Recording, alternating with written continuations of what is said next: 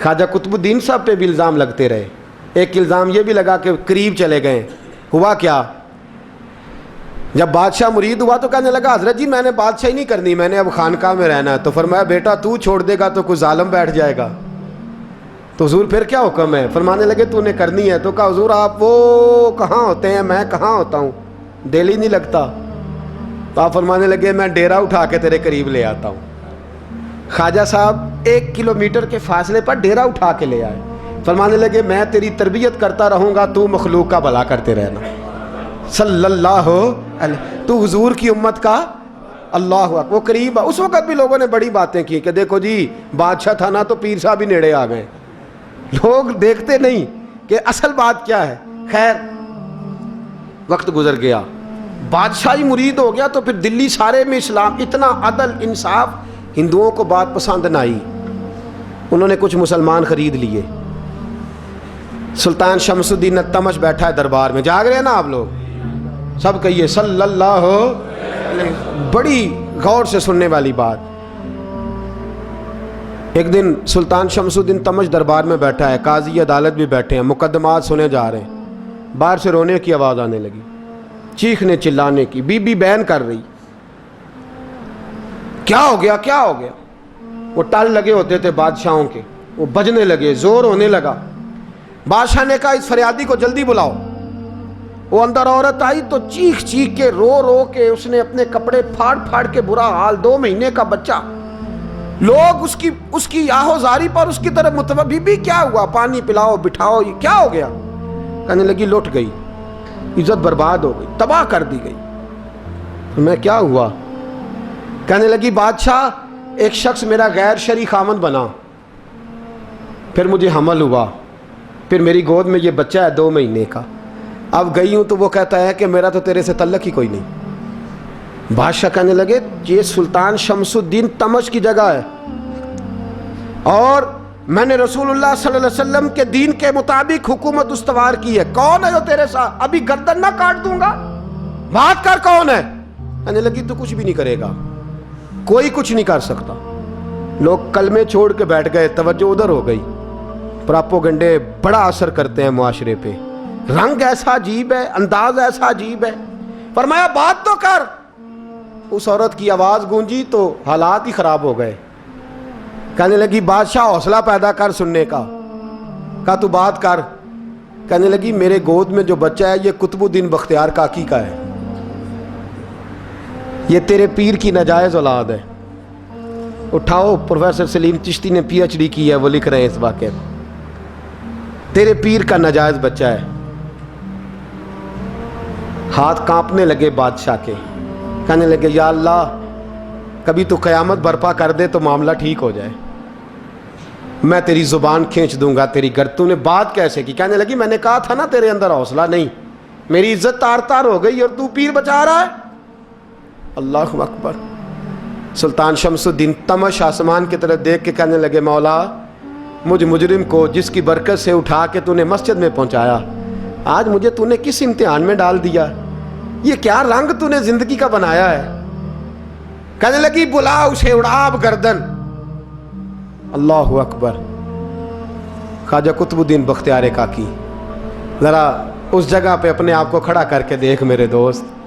جو شخص دلی کے بازار میں نکلے تو دکانیں بند ہو جائیں, عورتیں گھروں میں گھس جائیں, جس کے نام پر چرچے ہوں دین کے, وہ شخص لاٹھی ٹکاتا ٹکاتا. عرس منانے آسان ہے, ڈھول ڈمکے کر کے گھروں کو جانا آسان ہے, پر ذرا ان کی راہوں کا مسافر تو بن انہوں نے انداز کیا اختیار کیا.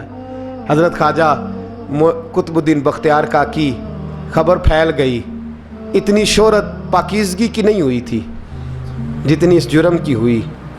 لاٹھی ٹکاتے ٹکاتے جب پہنچے نا بادشاہ کے دربار میں, بادشاہ اٹھنے لگا, قاضی اٹھنے لگا, لوگ اٹھنے لگے. تو قطب الدین بختیار کاکی کی آنکھوں میں آنسو آئے. مانے لگے بیٹو بیٹھ جاؤ, آج میں پیر بن کے نہیں آیا, میں مجرم بن کے آیا. اور کہا میرے مالک کا انصاف بھی دیکھو. دلی کا پیر آج دلی کی عدالت میں اپنے نا کردہ جرم کی صفائی دینے آیا ہے. بڑی لاٹھی پہ ٹیک لگائی. دلی کی گلیاں بھی روتی ہیں کہ یہ کیا رنگ, اللہ یہ تیرا کیا رنگ ہے. یہ تے میں گڈی تے ہاتھ ڈور سجن دے, ਉਹ ਜਿੰਜ ਰੱਖੇ ਉਂਝ ਰਹਿਣਾ, ਵਾਜਬ ਨਹੀਂ ਜੇ ਵਿੱਚ ਸ਼ਰੀਅਤ, ਮੰਦਾ ਖਸਮ ਨੂੰ ਕਹਿਣਾ, ਇਹ ਤਨ ਮੇਰਾ ਕੰਗੀ ਹੋਵੇ, ਮੈਂ ਜ਼ੁਲਫ ਸੱਜਣ ਦੀ ਵਾਵਾਂ, ਪੋਸ਼ ਮੇਰੇ ਦੀ ਜੁੱਤੀ ਬਣ ਜਾਏ, ਮੈਂ ਯਾਰ ਦੀ ਕਦਮੀ ਆਵਾਂ, ਮਾਰੋ ਮਾਰੋ ਮੈਨੂੰ ਮਾਰ ਮੁਕਾਓ, ਕੋਈ ਯੂਜ਼ਰ ਨਾ ਪੇਸ਼ ਲਿਆਵਾਂ, ਜੇ ਸੋਹਣਾ ਹੀ ਮੇਰੇ ਦੁੱਖ ਵਿੱਚ ਰਾਜ਼ੀ, ਜੇ ਸੋਹਣਾ ਹੀ ਮੇਰੇ ਦੁੱਖ ਵਿੱਚ ਰਾਜ਼ੀ, ਤੇ ਮੈਂ ਸੁੱਖ ਨੂੰ ਚੁੱਲ੍ਹੇ ਡਾਵਾਂ, ਪਰ ਯਾਰ ਫਰੀਦਾ ਜੇ ਕਦੀ ਮਿਲ ਪਏ ਸੋਹਣਾ,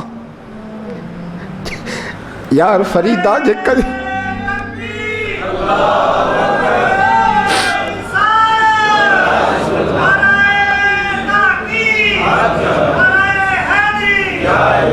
ਜੇ ਕਦੀ ਮਿਲ ਪਏ ਸੋਹਣਾ, ਬਸ ਉਹਨੂੰ ਰੋ ਰੋ ਹਾਲ ਸੁਣਾਵਾਂ। ਟੇਕ ਲਗਾਈ ਹੈ, कहने लगी बीबी बोल दे गवाही, कहने लगी बीबी रब जानता है, रब का रसूल जानता है, पर मैं तुझे नहीं जानता, तू कौन है। कहने लगी अच्छा, वो लोगों को भेज के तहज्जुद के बहाने पिछले दरवाजे मुझे अंदर बुलाना, रब तेरा भूल जाना। फिर रोने लगी, फिर मकर करने लगी। मुझे बताइए ऐसा कोई मुकदमा हो तो लोग क्या कहते हैं? यकदम हालात बदलते हैं कि नहीं बदलते? दिल्ली का माहौल ही बदल गया, सारा सारा रंग ही बदल गया। वो औरत तो हिंदू थी, उसने तो झूठ मूठ के कलमे भी पढ़ रखे हैं। अल्लाह अकबर। ख्वाजा साहब पूछते हैं गवाह है कोई तेरे पास? तो 4 कलमा पढ़ने वाले खड़े हो गए। अल्लाह करे कलमा पढ़ने वाले बिका ना करें, आमीन तो कहें। तो खड़े होके कहने लगे हाँ, हमने आते भी देखा है, जाते भी देखा है।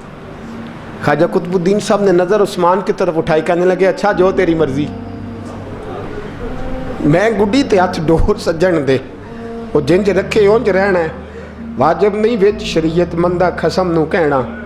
कहने लगे सुल्तान यार एक रात की मोहलत नहीं दे देता।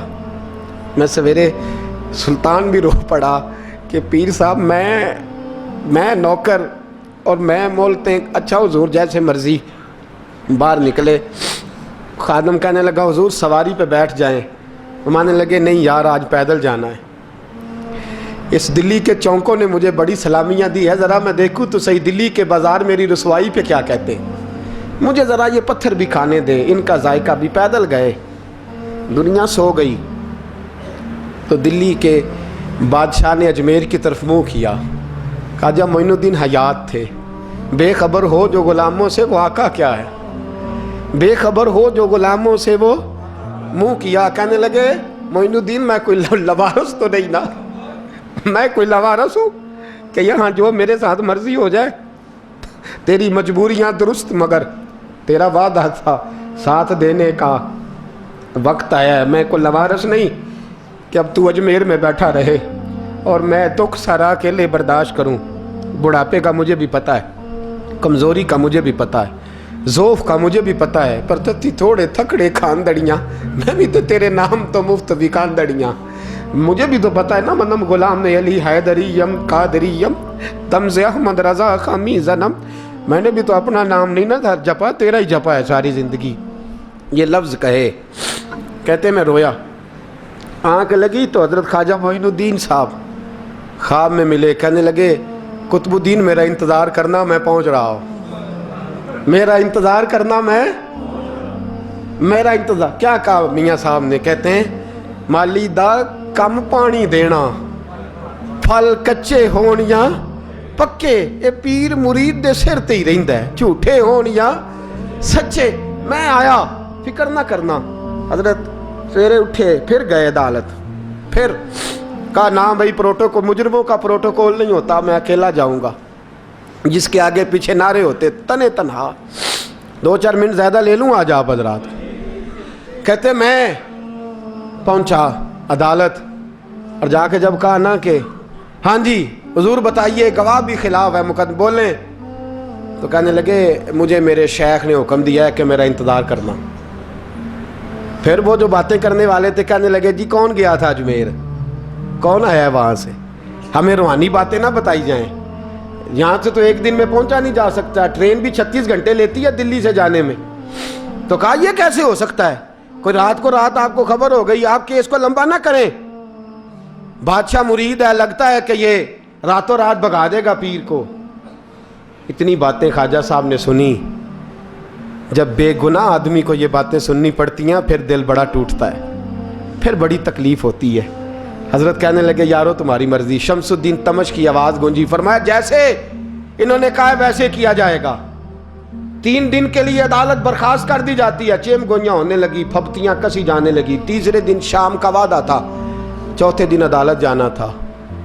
قطب الدین بختیار کاکی کے پاس لوگ آ کے افسوس کرتے تو آپ بولتے نہیں. یہاں تو لوگ صفائیاں دیتے ہیں, بولتے نہیں. فرماتے یار میں گڈی تے ہاتھ ڈور سجن دے, وہ جینج رکھے میں اونج ہی رہنا ہے, جیسے اس کی مرضی ویسے. جیڑیاں گڈیاں آپ پہ اڈیاں ہو نہ چڑھن اونچائیاں, وہی گڈیاں اونچیاں اڈیاں جڑیاں سائیاں آپ چڑھائیاں. فرمایا ٹھیک ہے جیسے وہ رکھے میں راضی ہوں. اللہ اکبر. تیسرے دن کی مغرب کا وعدہ تھا. جب مغرب کا سورج ڈوب گیا نا, بڑے قافلے اجمیر سے آئے پر معین الدین نہ آیا. وعدہ کیا تھا یار نے آؤں گا دن ڈھلے. وہ خواجہ غلام فرید صاحب رحمۃ اللہ تعالیٰ علیہ فرمایا کرتے تھے نا, کوا کھانے لگا آنکھیں تو کہنے لگے کاغا اے تن سارا ہی کھائیو, میرا چن چن کھائیو ماس, میرے 2 نین نہ کھائیو, مینو پیا ملن دی آس. نے کہا سارا کھا جا, آنکھیں چھوڑ دے. اس نے کہا تھا میں آؤں گا, انتظار لمبا ہو گیا ہے پر میری امید تو نہیں نہ ٹوٹی. مغرب کی اذان ہوئی تو